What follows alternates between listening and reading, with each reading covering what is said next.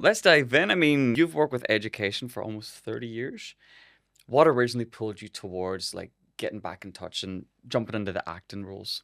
So, my education background first came, I suppose, in a different culture. Obviously, I'm a baby of many, many generations ago. So, when I was in my first chapter, as such, I went straight from secondary school into teaching. It was a different world. And I did my undergrad, went on, I actually ended up teaching in the school that I had attended myself. So I went from being four in a primary school to attending the secondary school attached to it, to going to college, coming back and doing my teaching practice in said same school. And then I ended up teaching there. Now I was around a few schools in the meantime, but I ended up finishing my 30-year cycle in teaching in that same school as well. And I loved it.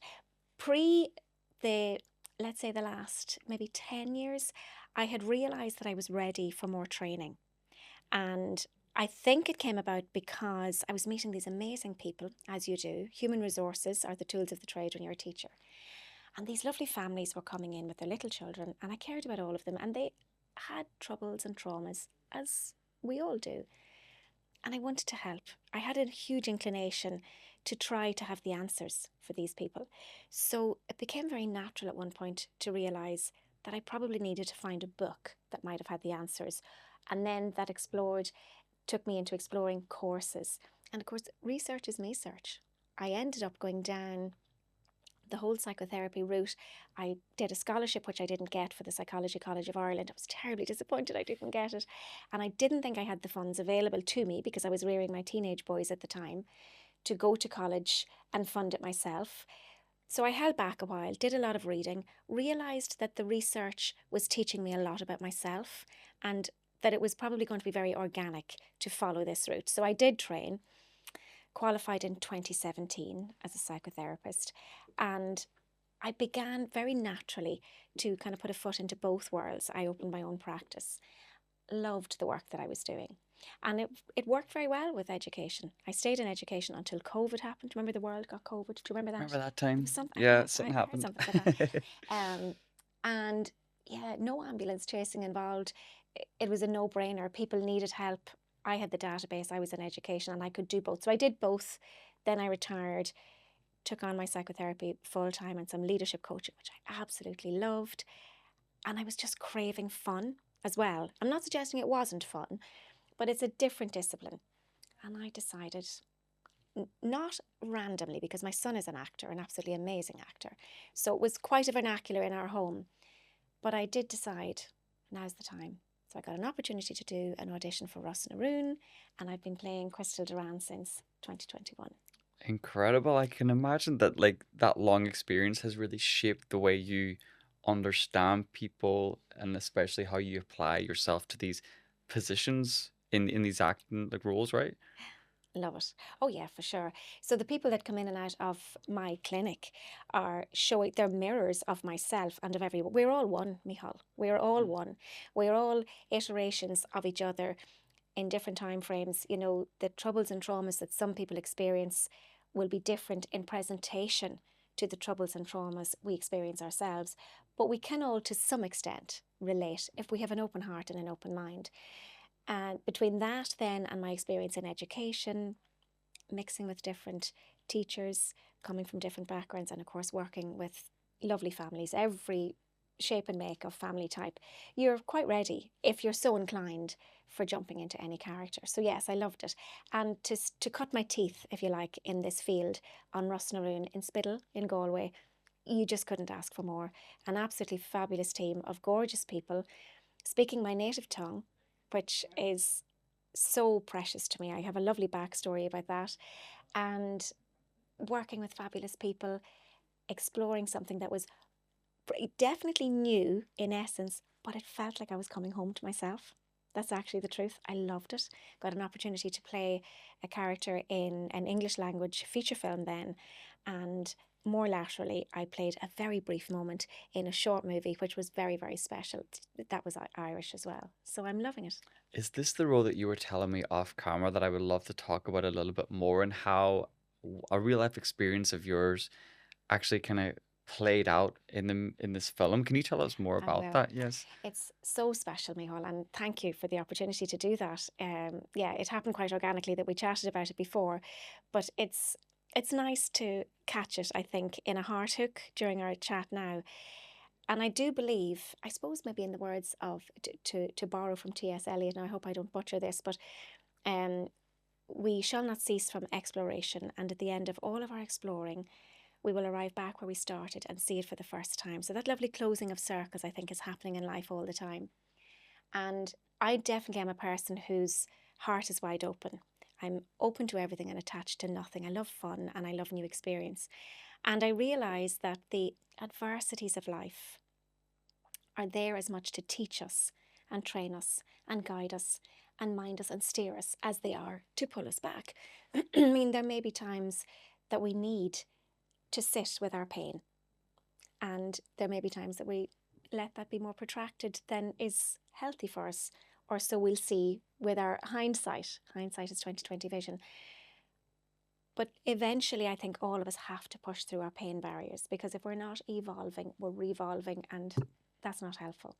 So many, many years ago, in the year 2000, I had a beautiful little girl called Aisling Moya, who wasn't for this world, unfortunately, and it was a really difficult time in my life. And I suppose ever since, I have been incorporating that into my world. You know, grief is not linear.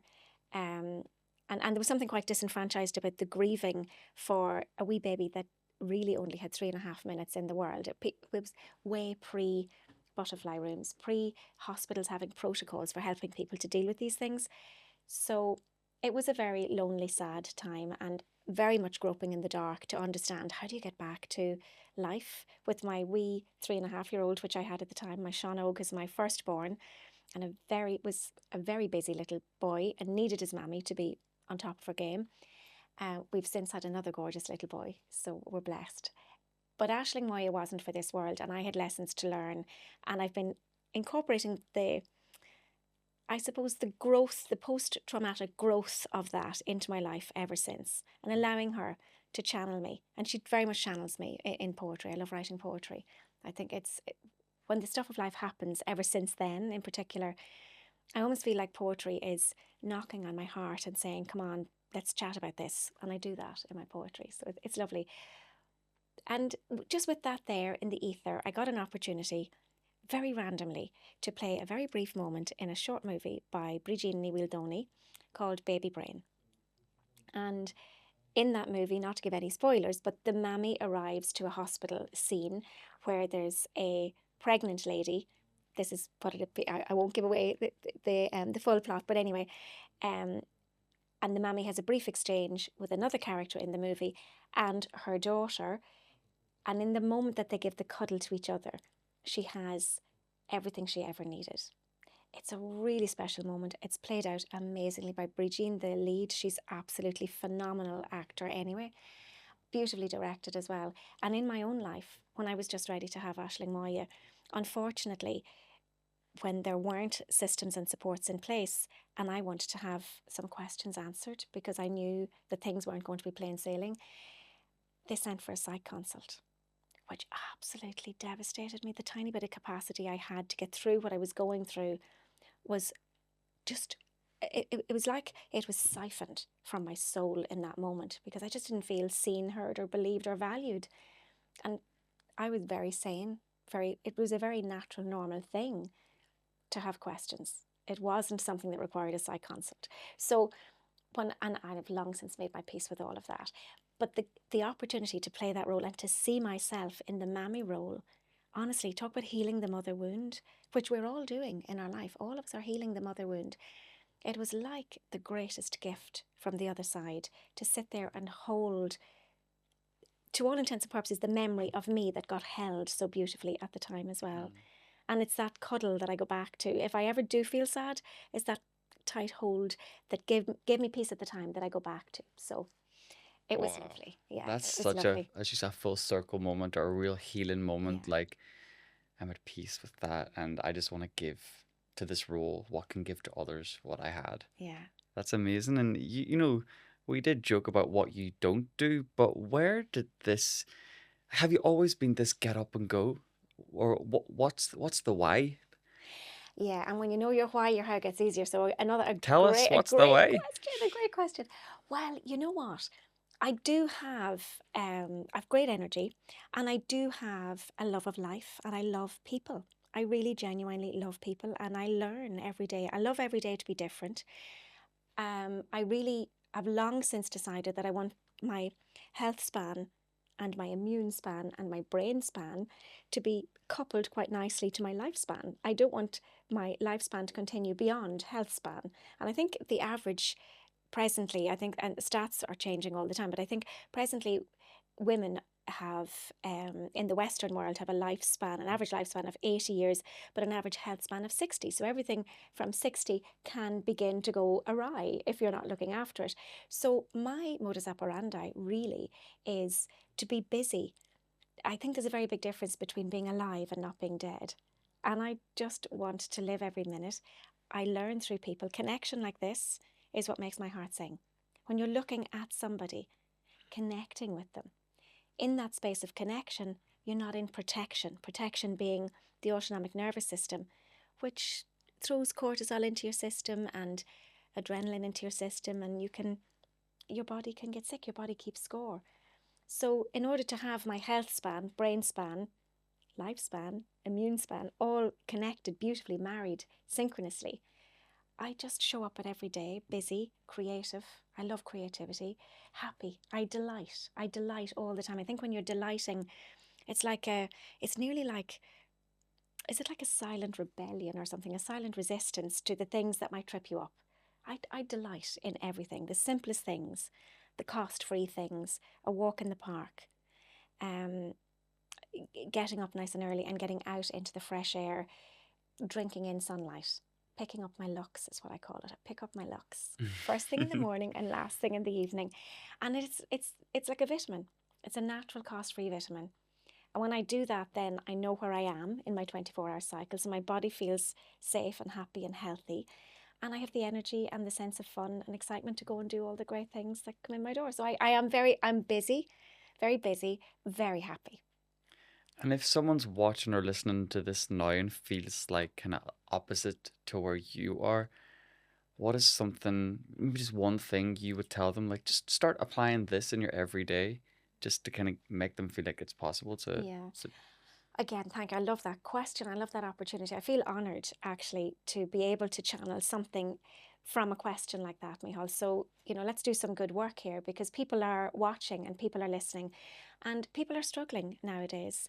I am a consultant psychotherapist. I have people coming to my practice all of the time, couples, families, friend groups, and individuals who are sad and lonely, finding it difficult to have relationships that are lasting. People are stuck at the moment in situationships. They don't know whether they're going out with them or not going out with them, whether they're exclusive or they're not. It's all so lonely and so difficult. And so many people are taking antidepressants and sleeping pills and all of the things.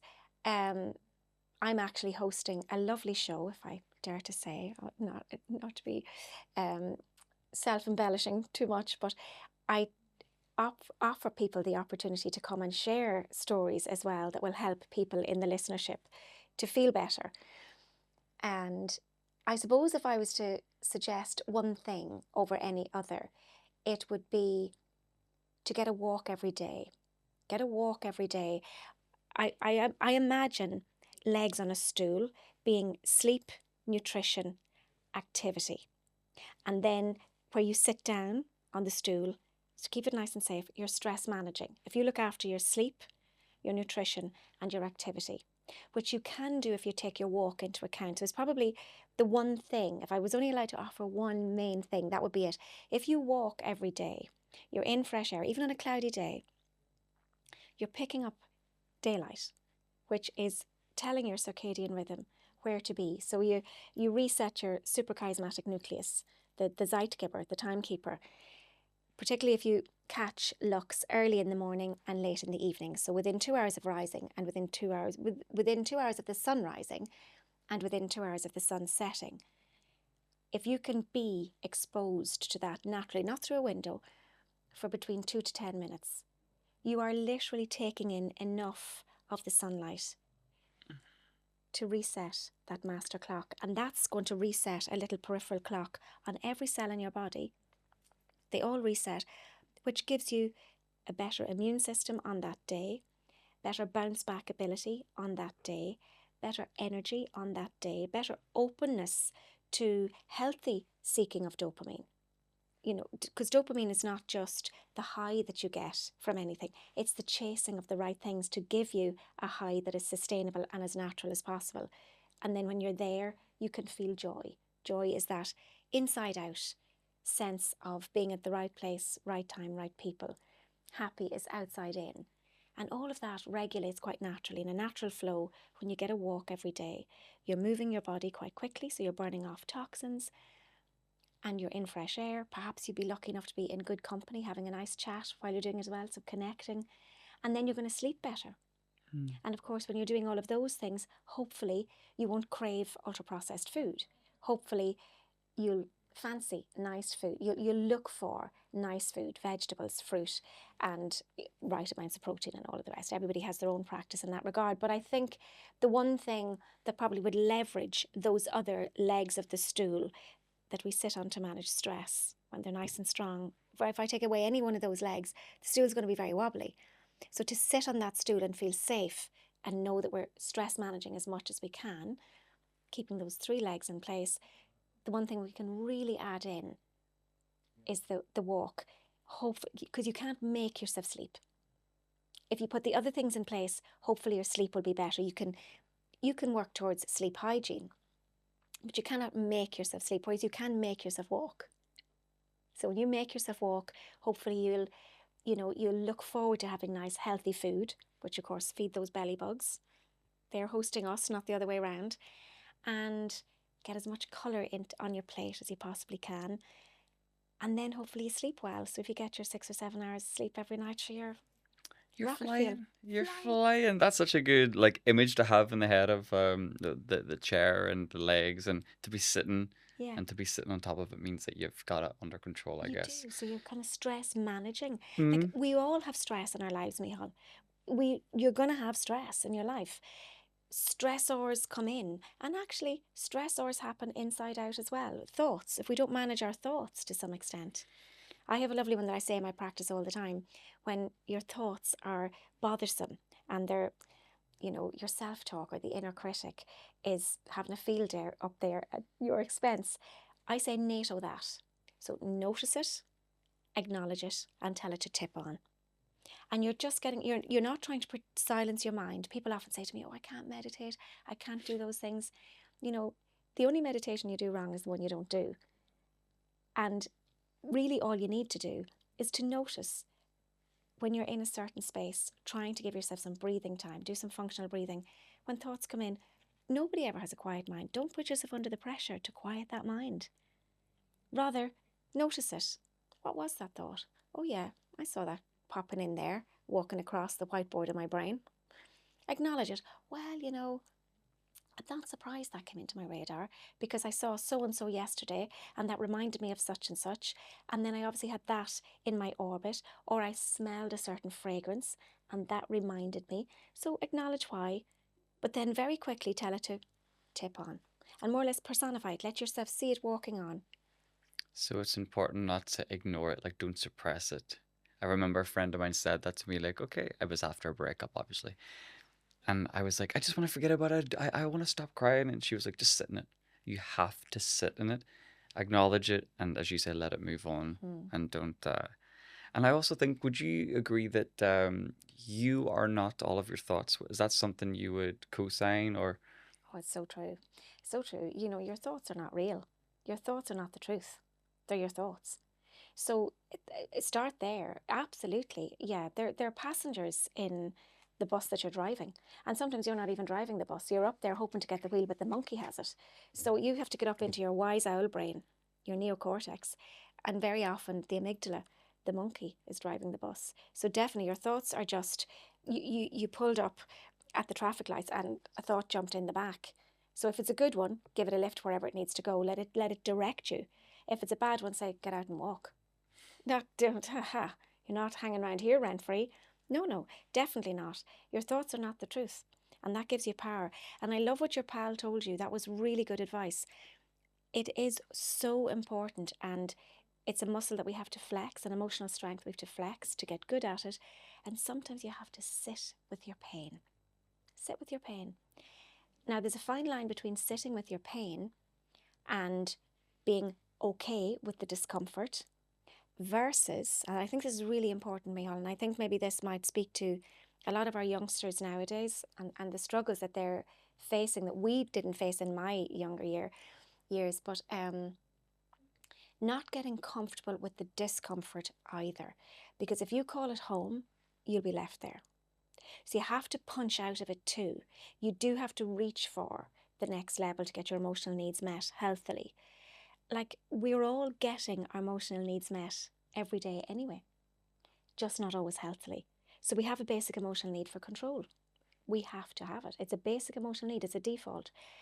But what happens if your world has become quite toxic and if you're getting your basic emotional need for control met unhealthily? So it's very wise to be able to meet your need for control by eating the right amount of food at the right time, perhaps in the right company, chewing it sufficiently, masticating, all of these things that we know are good for us. But what happens if we lose control then? Do we go to the other extreme? Overeat, perhaps, with other substances and behaviours that we can abuse as well. And maybe controlling in a relationship. Jealousy is a control. So it's meeting your need for control, but not healthily. Or we have a basic emotional need for community. Are we mixing enough? Are we getting out? I would notice a lot of people that come into my practice are really, when we pare it back, they're so lonely. It's such an epidemic. And, but what are you doing about that? How healthily are you coming out of yourself to be pro-social? Because sometimes we need space, and solitude is really helpful. A great place to refuel, reset, reboot. But if you're chronically keeping yourself to yourself, you can actually become antisocial. You lose the skills in the natural network in our brain for homeostasis, for social homeostasis. We crave social interaction depending on our phenotype, whether we're extrovert or introvert. We crave it in different ways. But given circumstances and breakups, for example, and sometimes, you have to hibernate to help, to, just sit with your pain for a while. But you do have to start dipping your toes in the water again as soon as you can, in whatever way you can, because if you get comfortable with the discomfort, then the set point drops and that becomes home. And it's quite difficult to come out of that then and get your social skills up and running again, where you know the startup sentences and you're interested in doing new things. You can become quite stuck, and that's difficult. Then you might need somebody to reach in and give you a wee A helping wee hand out. handout. Yeah, A wee yeah, handout. You said you're working with like friend groups, relationships. I know you work with performance anxiety. yeah. Is there something that the people watching and listening might like a common thing that you notice that might also be helpful for people listening? Well, yeah. So when you mention friend groups, isn't it unusual that a psychotherapist would be dealing with friend groups? I Mm? mean, that alone is really seriously. Well, do you know why? And it's quite commonplace nowadays. People are sharing spaces, living spaces, and they're not happy places. But people maybe can't afford to live on their own. The whole social model has changed. In my day, you did your undergrad, you got married, you had your babies. Obviously, you had bought your house in advance, big credit union loan, maybe a bit of bridging, definitely a big, huge mortgage. But by the time you were 25, 26, 27, your path was decided. It was just a case of keeping up with it at that point. Very different nowadays. And people are in friend famines. They do not know how to set down relationships. They don't know how to sustain them. Everybody's lonely. So friend groups are now, it's quite a thing. First of all, there are many, I think, opportunities to meet people. There are actually organisations who are setting up more or less like blind dating for friendships, which is wonderful to see. I hope it's being properly moderated though, and I hope it's not just a hole for people's money and, perhaps a distraction that there isn't a follow through on. I still firmly believe the future is human and that we have to get out there and meet people ourselves. if the model nowadays, because of digital disruption, is there, the swiping right, swiping left, whatever, we still need to bring the best of our emotional intelligence to the space to make sure that the relationships are healthy. But friend groups, yeah, sharing a living space in harmony. I write contracts with people over 3 sessions to share a living space in harmony. So if friend groups are struggling, to just live happily, healthily, wholesomely together. Now, you're not a family. You're not, choosing to share this living space. Maybe you just rented a room in a space, but maybe there's a shared kitchen and it's just not going well and you're really sad and really low, and that's part of it. You can actually book 3 sessions. The first session is just fact finding. The second session is putting out your hopes, dreams, desires, aspirations. And the third session is just writing the contract for sharing a living space in harmony. It's really efficacious because when you have a rule, you will default to the rule quicker, or something that's based on your own value system, and let's say the group value system, which was decided with a moderator. You'll default to that rather than make an emotions-based decision in the moments that matter. So if you have a rule, like say for example, let's keep it very simple. If we have a rule that we go for a walk, we said go for a walk in the morning, hail, rain or snow, and that's a rule. Then on a given day, because maybe we didn't have a great day the previous day, or maybe we did a late night, maybe we didn't even eat great food, whatever, we wake up, or it's lashing rain. Oh, I won't bother today. I'll go for twice as long tomorrow. It's just an emotions-based decision. I'm not feeling great today, and yeah, the weather's not great, and yeah, late last night, I'm going to be tired. Yeah, no, I'll do double the amount tomorrow. Tomorrow comes, I didn't get my walk yesterday. I kind of slightly got out of kilter. I had another late night because I was quite leisurely, maybe the whole day then. Maybe I ate more of the ultra-processed food. Yeah, no, never mind. Do you know what I'll actually do? I'll go for a run now on Saturday to make up for that and say, is there any way we're going to go for the run? Not likely, Michal. Mm-mm. But if you have a rule, you are taking choice fatigue out of it. I don't have to choose. It's a rule.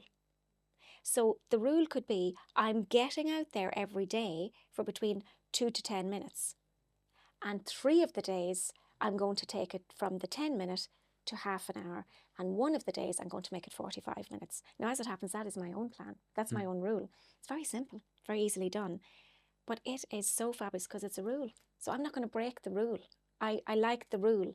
And equally, when you're sharing a living space with somebody, if you have rules in place that everybody agrees on, it's like core values of individuals, core values then of group, core values of relationships and friendships that might come into the space, share the space for a while, and you set those down as rules, you're not likely to make emotions-based decisions. You'll make values-based decisions in the moments that matter.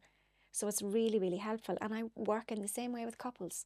I'm inundated with couples at the moment, and I honour them and the bravery, particularly for the person who doesn't book the session. The person who books the session, obviously with the agreement of their partner, is very ready to make the changes.